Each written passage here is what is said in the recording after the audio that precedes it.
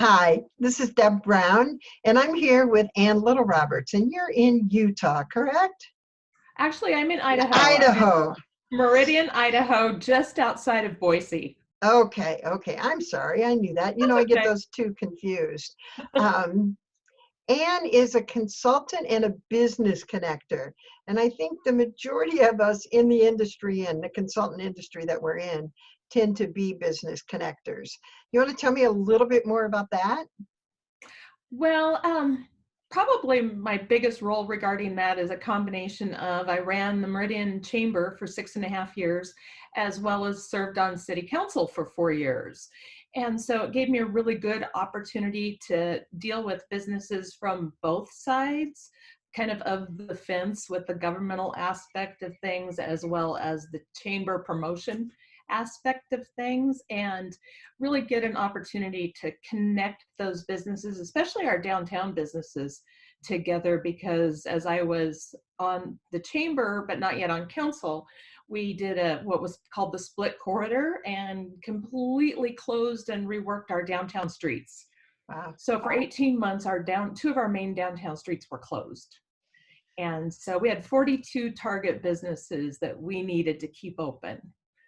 And so we were pretty innovative and did a lot of fun things to So my do that. guess is you have a little bit of experience of keeping businesses open in this time of COVID, right?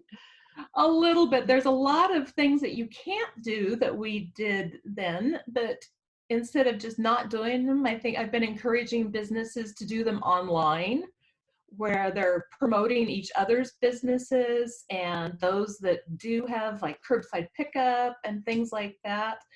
One of the things we always taught with downtown businesses is be able to park once and do four things while you're downtown, because we've got a very small downtown. And so that's what we're trying to do, is get businesses to have four of you at least to go together and pick up food, maybe a plant, dry cleaning, although most people aren't dry cleaning their sweats and their yoga pants right now. True. Be able to do multiple things when you make one trip. Gotcha.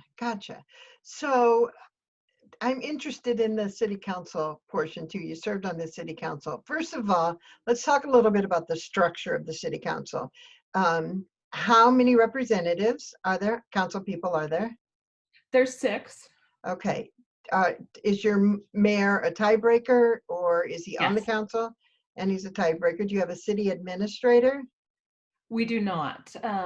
The mayor is the city administrator, and through my term, it was a woman, and for the first time in 16 years, last November, we had an election, and we now have the gentleman that was chief of staff is now the mayor. And so the administrator is basically the mayor with significant help from the chief of staff. Gotcha. So it segued nicely into the chief of staff after, because he was working with the mayor Yes. prior to that. Okay, so we've been talking about quarantine and COVID and the things that are going around in different parts of the world. Do you want to talk a little bit about what's happening in Meridian? Meridian has, because the state of Idaho has a stay-at-home order, and Meridian's been promoting ways that you can do that effectively, but still stay as active and as involved in your business as you possibly can. A lot of our things are closed, like gyms and restaurants, except for either curbside pickup or delivery. And so just really trying to promote what people can do, as far as, don't forget those businesses. So put your ex-chamber hat on for a minute and share some things that you've thought about that businesses could be doing, the ones that are currently closed, that cannot do hair, like hairstylists, for example, or you can't have people in the store, those kind of businesses. Any ideas? Well, and I think it's, again, to make sure that you're out in front of your customers and potential new customers. I've seen hairstylists put quick tips on there, especially regarding coloring, because it seems like we've been locked away, those of us that are now getting stripes and things like that, to keep in front of your clients and potential clients with just tips that they can maybe do at home, or something. If you pick up a product at Walmart, the grocery stores that carry supplies like that are open.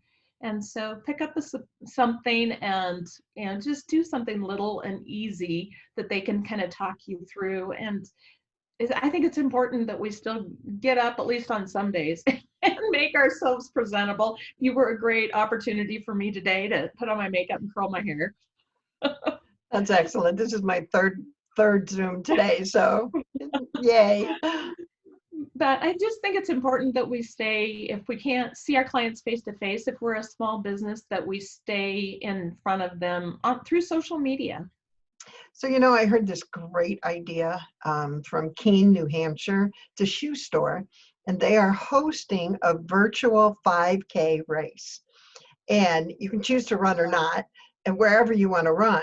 And it's $20 to participate. And what that $20 gets you is a gift certificate to shop anywhere downtown.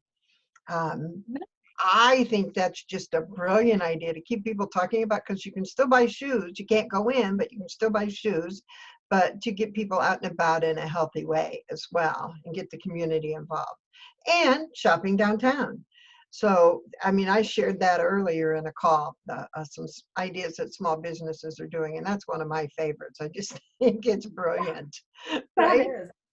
That is Oh, wonderful. And it is all about kind of thinking totally outside the norm, because this is not anything we've ever seen before. right. How much of this do you think, once we're able to go back out again safely, what's the future going to look like? Any ideas? I keep hearing that, well, within a year, we should consider ourselves fortunate if we're back at about 80%. But I think just Wow. like the recession of the mid 2000s, I think we're going to see just things done differently. We have learned that people can function with more, for the most part. There's always those essential jobs that have to be done in a specific location, but we know that people can function efficiently from their home. We know that we can be more flexible regarding time and space and families and how to fit. And maybe this will, because we've kind of become a society that tends to pull ourselves up by the bootstraps and go to work even if we're not feeling well. Maybe this will change all that. We can work virtually. Got the sniffles today. Think maybe I will stay home, and maybe I'm great tomorrow. Maybe a bug is coming on. But I think it might encourage us to be a little more cautious about going to work sick, if nothing else. Oh, that's great. We were talking about Nick, you and I, just a minute or two ago.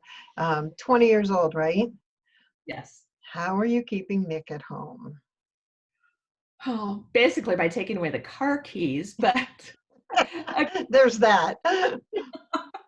but it is all about him still being able to be social, and he's still in college. He hasn't quite wrapped up his online schooling from getting sent home from Grand Canyon University in Phoenix. They were able to transition really well online, and so the kids went home before spring break and just stayed home and completed their studies. And so he's been able to stay busy with that, but then also just keeping in touch with his friends through gaming and things like that. He's 20. We don't really monitor his gaming Yeah. anymore, other than torture him if he doesn't get up early enough. You have schoolwork. But just encourage him. We've got a big hunting dog. Get him outside with the dog, and he's golfed on occasion now that the weather's good. I think he's golfing this afternoon after he gets his homework done. But we're going to be over 70 for the first time today. So. Oh, well, and you're a golfer too. So you'll Yes. just maintain the 6 foot, at least 6 foot distance. Is that the idea? Mm-hmm. I could see that. Everybody's in their own golf cart or walking. Last time I golfed, I walked. Okay. So, Awesome. which I need to exercise too. So one more subject. Let's talk about being on the city council. Give us a little background, how that started and how long you were there and what kind of council you have. Let's start with background.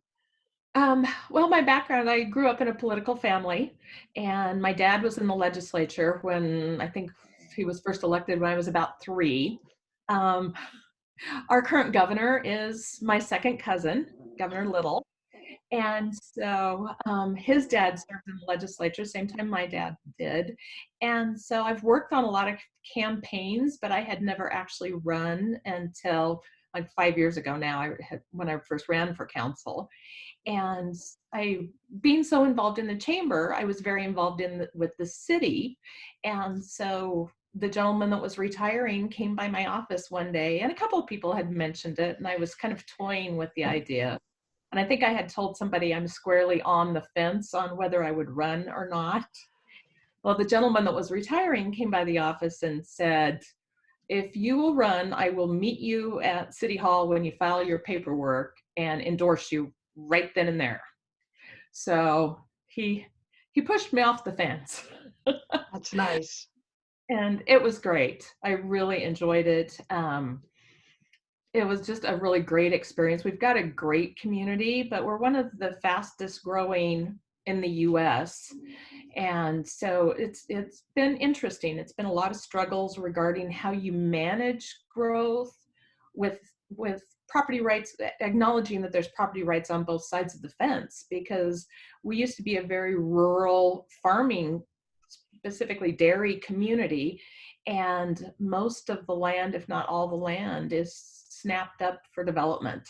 So we've got apartments, 4 and 5 story apartments going in, lots of commercial, and it's been very interesting for people, especially the long-term residents. And so to balance that, I think the biggest thing with city council is processing things enough as you go through, whether you're going to approve development or not, is balancing everyone's wish list, because you're never going to make everybody happy as much as you'd like to. And one of our big deals while I was on the council was Costco coming in. We've got one on each side of us, Boise on one side and Nampa on one side, and they had picked Meridian. But it was a long, lengthy discussion that was not always pleasant, because we had about 200 residents that were absolutely opposed because it was going right in their backyard. But we had 1,200 that were very vocal and sent us lots of emails that wanted Costco. And so it's hard. How many people in Meridian right now? Your population is? About 114,000. Okay. So you're a mid-sized city then. Yeah. Um, that's really interesting. So Costco, so that group, the 1,200 won out. Right. And it's not just who wins and loses, because you've got to take all the citizens that really aren't reaching out to you into consideration As too. well. Yeah. And one of our biggest problems is traffic.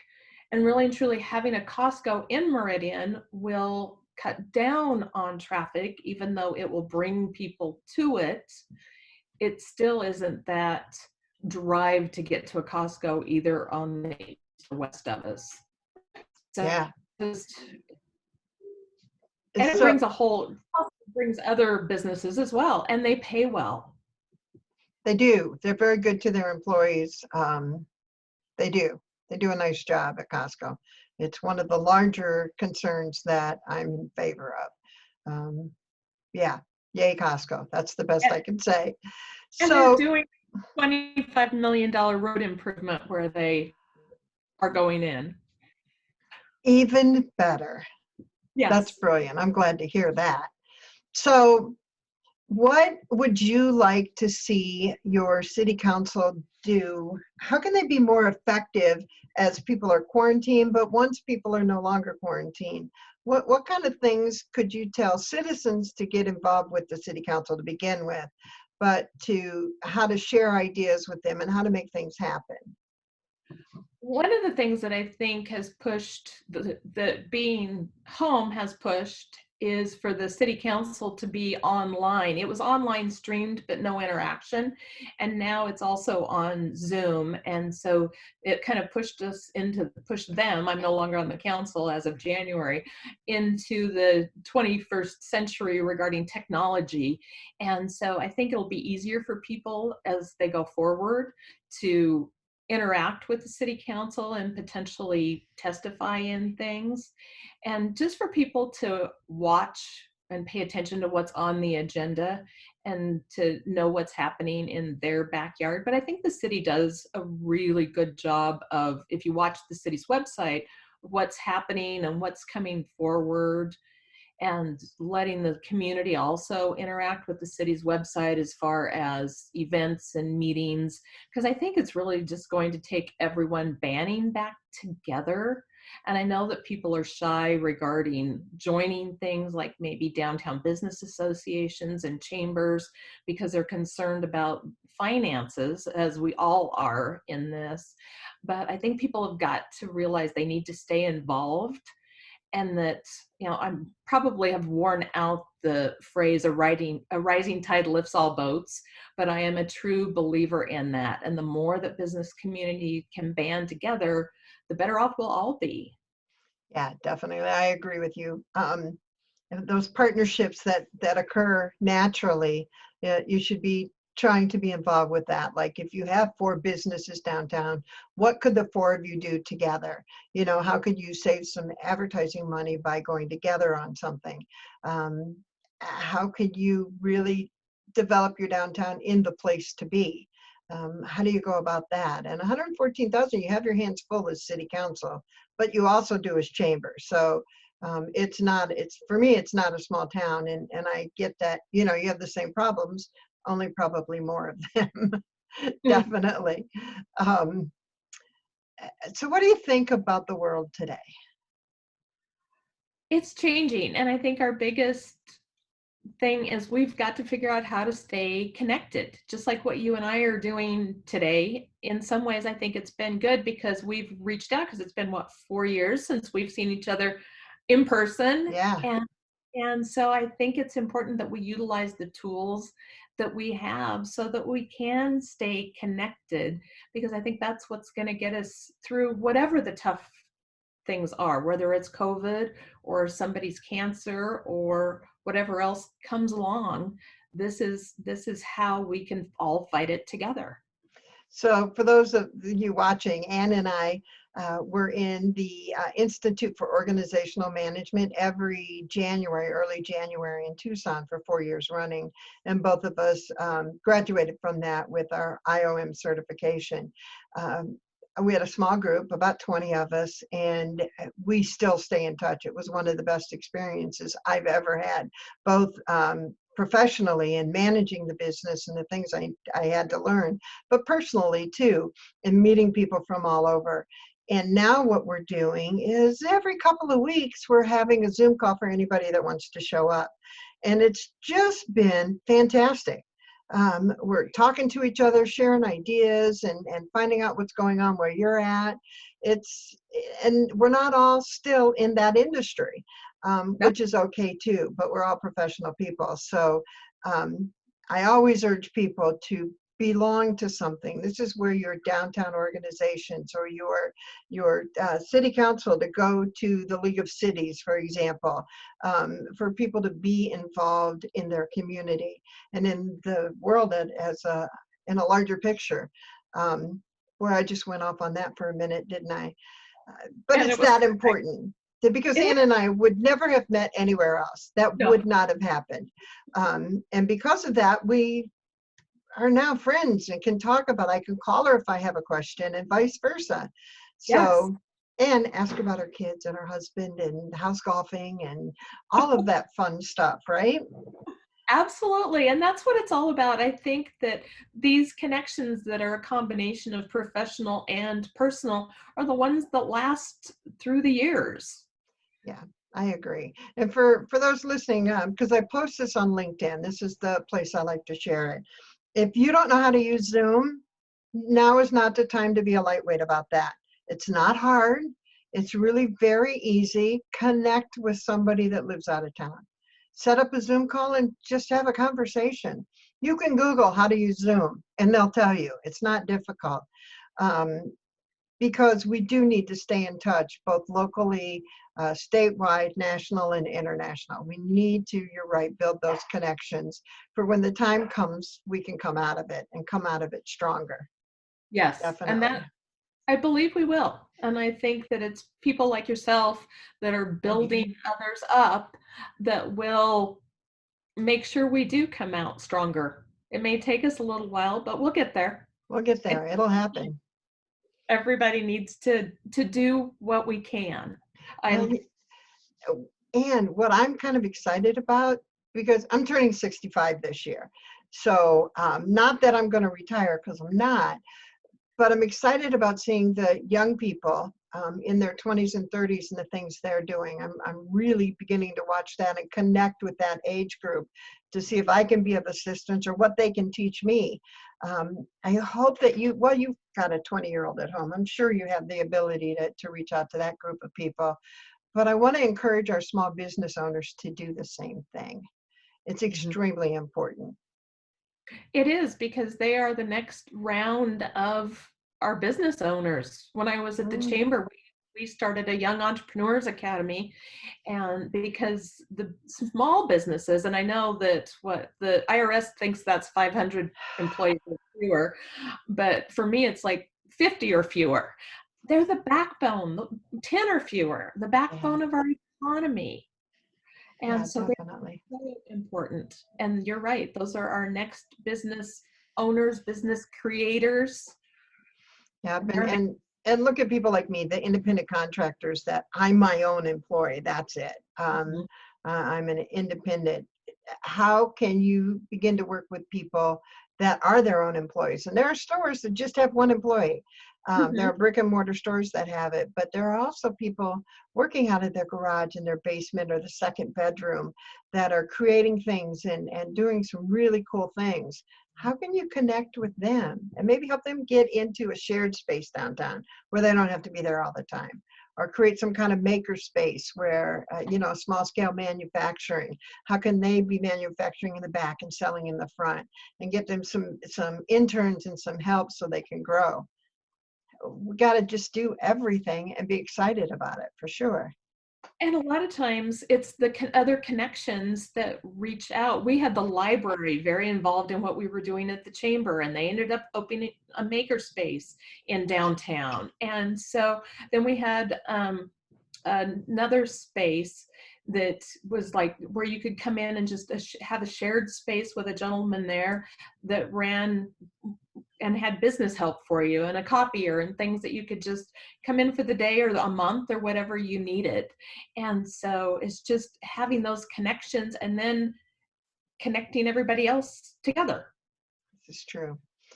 Well, tell me, I got one more question. Okay. You're a consultant. Tell us how to reach you and the kind of work that you like to consult on. You can reach me on any of my social media, and Little Roberts, Facebook, LinkedIn, and anything to do with small business or small business and legislative issues, things like that, how laws are impacting your business. I've worked a lot with nonprofits. I served on the Idaho Nonprofit Center board for 6 years. I've run a couple of nonprofits. So I would say the biggest thing is have a chat with me. It's free. And let me know what your situation is, and I'll see if I can help, because I only want to help if I'm making a difference. I get it. It's got to work for both partners. I get it. Totally Mhm. understand. And at the very least, you'll make some connections with them and them with you. So Right. that's a wonderful thing, And if I can't help you, I probably know who can. right?